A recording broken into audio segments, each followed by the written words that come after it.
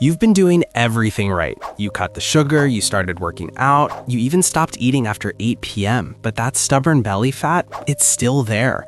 What if I told you the problem isn't what you're eating or how hard you're training? What if the real enemy is a hormone that spikes every single morning the moment you open your eyes? This is cortisol, and today I'll show you how the Japanese figured out how to beat it. Here's what most people don't know. Your body has this thing called the Cortisol Awakening Response. Scientists call it CAR. Basically, within 30 minutes of waking up, your cortisol levels shoot up by about 50%. Now, cortisol isn't evil, it's supposed to wake you up and get you moving. But here's the problem. When that spike gets too high or stays elevated for too long, your body goes into survival mode. And survival mode means one thing: store fat, especially around your belly. A study published in the journal Obesity found a direct link between elevated morning cortisol and increased abdominal fat. Not thigh fat, not arm fat, belly fat specifically. Your body literally thinks it needs to protect your organs, so it wraps them in a layer of fat like bubble wrap, and no amount of crunches will fix a hormonal problem. So what do we do about it? Well, this is where it gets interesting. The Japanese have some of the lowest obesity rates in the world, and it's not because of some magic diet pill, it's their morning routine. Their approach is about calming the nervous system before the day even starts. 5 simple steps. Let me walk you through them. Step 1. Asa no Mizu. That's Japanese for morning water. Here's what most people do first thing in the morning. They stumble into the kitchen and pour themselves a cup of coffee. Big mistake. After 7 or 8 hours of sleep, your body is dehydrated. Your cells are basically running on empty. And when you hit that dehydrated body with caffeine, a stimulant, you're pouring gasoline on the cortisol fire. Dr. Andrew Huberman, neuroscientist at Stanford, has talked about this repeatedly. He says the first thing you should do in the morning is hydrate, not caffeinate. So here's what the Japanese do instead. A glass of warm water, not cold, warm. Add a tiny pinch of sea salt and a squeeze of lemon. That's it. The warm water gently wakes up your digestive system. The sea salt replenishes minerals like sodium and magnesium that your body burned through overnight. Magnesium in particular is huge because it's a natural cortisol regulator. The lemon adds vitamin C, which studies have shown can actually lower cortisol levels. A study from the University of Alabama found that just 500 milligrams of vitamin C reduced cortisol spikes significantly after stressful situations. 1 glass, 2 minutes. You've already started telling your body, we're safe, we don't need to store fat today. Step 2. Asano Sanpo, morning sunlight. This one sounds almost too simple, but the science behind it is rock solid. Within the first 30 minutes of waking up, go outside and get 5 to 10 minutes of natural sunlight. Not through a window, not from your phone screen. Actual sunlight hitting your eyes. Why? Because light is the primary signal that sets your circadian rhythm, your body's internal clock. When that clock is off, everything is off. Sleep, hunger hormones, metabolism, and yes, cortisol regulation. Dr. Satchin Panda from the Salk Institute has spent decades researching this. His work shows that people with disrupted circadian rhythms have significantly higher cortisol levels and more visceral belly fat. Morning sunlight triggers your brain to produce serotonin during the day, which then converts to melatonin at night, which gives you deeper sleep, which lowers cortisol the next morning. It's a chain reaction, and it starts with just stepping outside. The Japanese call their morning walk Sanpo, and the sunlight piece is built right into it. They've been doing this for centuries before any scientists put it under a microscope. Step 3. Ma. The art of the pause.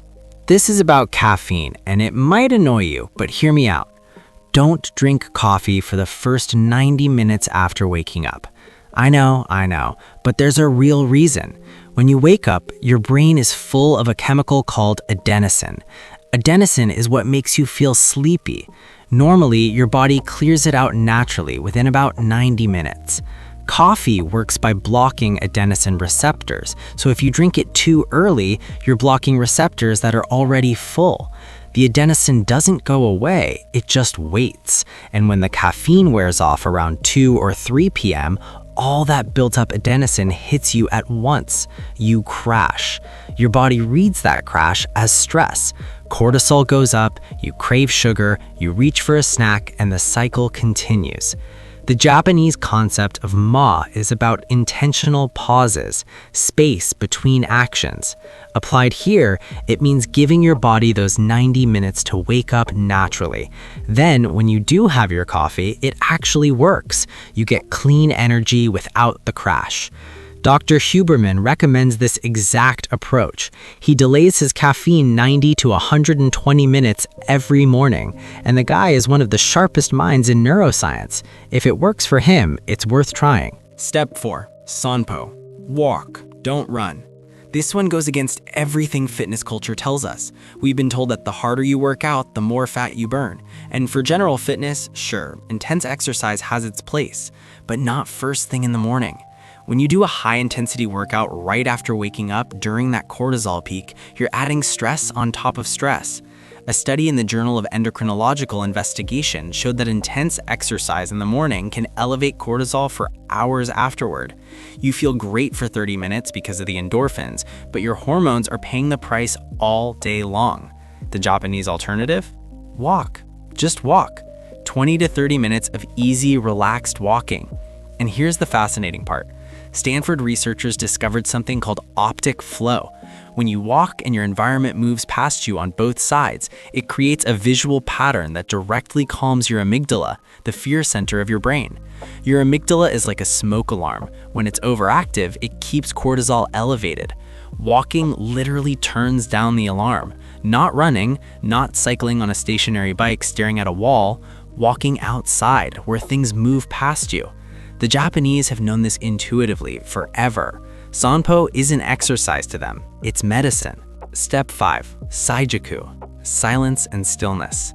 This is maybe the most important one, and it's the one almost nobody does. For the first 30 minutes after you wake up, do not touch your phone. Don't check Instagram, don't read the news, don't scroll through emails. Here's why.